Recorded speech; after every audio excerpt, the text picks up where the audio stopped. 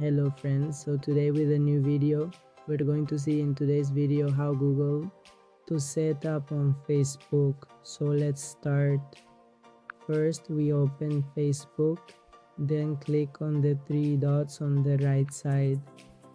After clicking on the three dots, we will click on settings. After clicking on settings, click on account center. After that, choose the Facebook ID and click on it. Then click on SMS and WhatsApp. After clicking, proceed to the next. After proceeding, your number will already be there. If not, then a phone number. Click and set up your phone number. Then click next.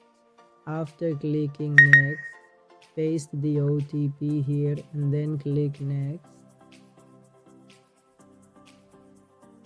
After clicking next, your two-factor authentication will be on.